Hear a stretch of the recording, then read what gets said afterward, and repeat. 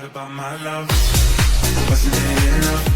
Just let me know so I can hold you close. Logan, I'm gonna start off with you because I know, as the fellow Giants fan here, Yes. we got some Giant drama going on right now. Yo, Brian Daboll looks like a baby, bro. He's swinging too. He's got that. He's like, God. It's like that one dude from Blazing Saddles on the roof that's like, no, God, blam it down. He looks like all that stuff. Bowser. Oh, man. But yeah, so, to kind of shorten this, the whole drama started on November 19th of FedEx Field. It was not good. Giants did not have the best of season, especially after coming off of an amazing, well, I say amazing, but a really good season last year. And then, we see later in the year, Wink Martindale, he just kind of left. We've seen a lot of temper tantrums by Big Baby Dabble over there. Just yelling at Mike Kafka, yelling at, Wink Martindale. Mike Kafka got, the brunt of it. He also got it from Logan. I remember some words you said, man. Yeah, it was a lot of, just anger between everybody. It always seemed like Brian Dabble wanted to point, or Dable, whatever, wanted to just point, the blame towards everybody else. And I think I saw, I'm trying to find it, but it's like, like against Washington, they were driving. Kayvon Thibodeau got a roughing the passer penalty. Dabble walked up to Wink Martindale and the defensive staff. You're going to lose this game just like you lost us the Jets game. He has stared down his special teams coordinator when they gave up. Oh boy, what was it? What game like was a it? 70-yard return or something. Yeah, I just can't. Yeah. So, when they gave it the 70, he just stared him down, gave him the, 1,000-eye stare. So, Logan, I'm going to just start off with you, man. What do you think about this Giants drama, especially now that Wink Martindale's gone? Who else is to follow? Are you still on the Dabble train? What's going on, man? Talk me through Dog, it. I'm completely on Brian Daboll's side on this one, 100%. I'm sorry. This was supposed to, I will say, on the offensive side of the ball, it is a lot more his fault than the defensive side of the ball. But what I will say about the whole Wink Martindale situation is there were reports that came out that during the Saints, Raiders, not Jets, I forget what other game, the Saints, Raiders, and the second Cowboys game, Wink Martindale literally called plays to let his defense relax and not go after the quarterback like they normally would and let them drive downfield and play a Patrick Graham Giants defense just to spite Brian Daboll.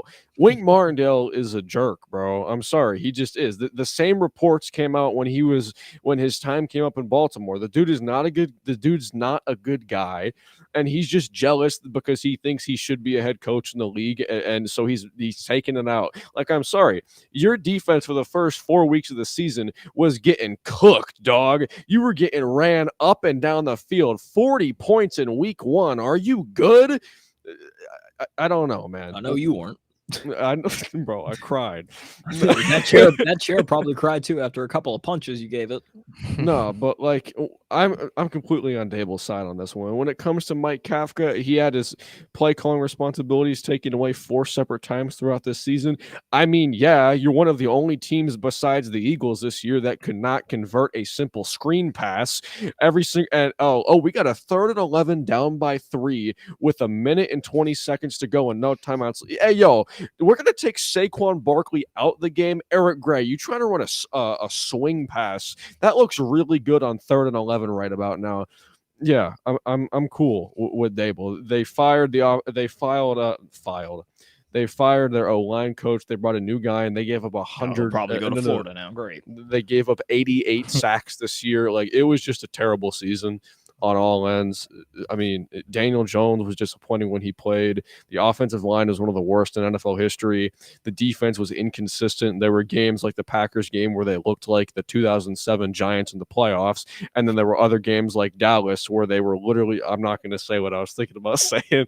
They were getting clapped. Let's just keep it at that. So I'm not mad at Brian Daboll, man. He deserves to be frustrated. People act like Oh my gosh, he's throwing a temper tantrum on the sideline. He's getting in Tyrod Taylor's face.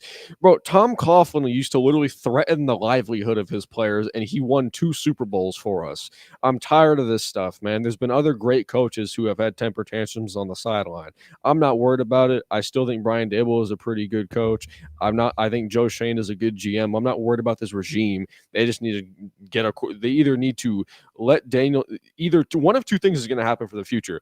Daniel Jones is going to decide to become Batman and have a You would comeback make a player. Batman reference. You would make a Yeah. Batman reference. He's going to have a comeback player of the year-esque season next year and have his best career year, or they're going to draft a receiver and he's not going to do so, and he's going to suck, and Dable and Shane are going to get fired, or they're going to make a move for a quarterback in the draft. So either they're going to stick with Daniel and succeed, or fail and get their jobs taken away from them, or they're going to take a quarterback and save their jobs for another year plus. So if I was Brian Dable and Joe Shane, I would not bet my job on Daniel Jones, but that's probably what they're going to do, and we'll see what happens. But yeah. I'm cool with Dable. I think people are just being way too sensitive about this.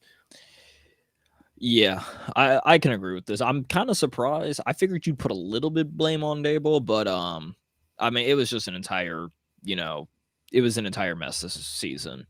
You had the beginning went about as much as I expected it. Did not see you winning a lot of games the first like 8 weeks. You looked, while you only had 4 wins, you looked a lot better in the second half. There was just too much. Daniel Jones went out. Tyrod Taylor went out. Then Tommy DeVito. Then Tommy DeVito got benched. Saquon was out again. It was just, there was a lot of Andrew times. Thomas was out for 5 weeks. Yeah, Andrew Thomas. There was just a lot of injury, a lot of just, tension on the sideline.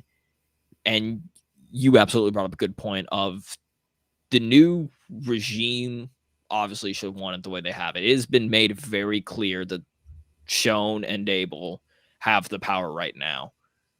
And that's the way it should be. No one has more power than the other person. It is very well clear that this is the team they're running. This is what they want to have. And that just didn't happen this year.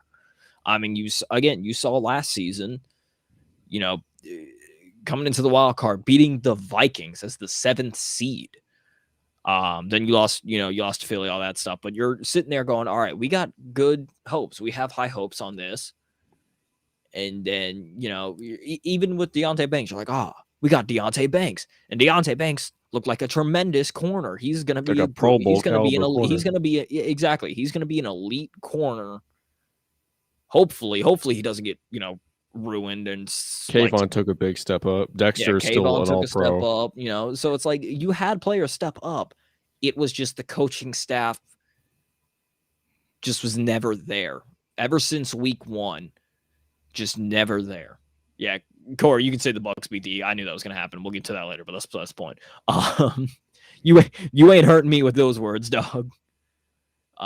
But yeah, bro, Baker Mayfield was ripping them smelling salts coming out the tunnel, bro. We're off topic, but did you see the picture of him with the can of dip in his pocket? Yeah. Practice, and it's like, they're going to drop 30. Hey, they were right. I love Baker Mayfield, bro. No, I'm happy for the Bucks, man. I'm happy for them. Yeah, so it was just it was interesting to kind of see it, but I do believe these were the right steps. And hopefully I'll suck again, but that's the point. Fishing.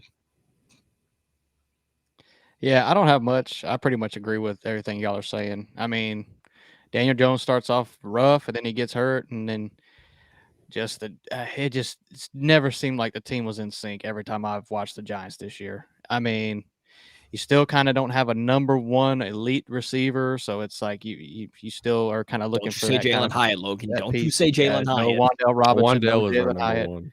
They're just okay right now. Maybe they'll develop into something, but you need really that guy to step up. You need your quarterback back, and that O-line, Jesus Christ. But it's all fixable stuff, and I'm a fan of Daboll, so I personally think he's got a shot to fix it. Giants fans are trying to run out the only good coach we've had since Tom Coughlin. They really want to fire this dude. I can't take it.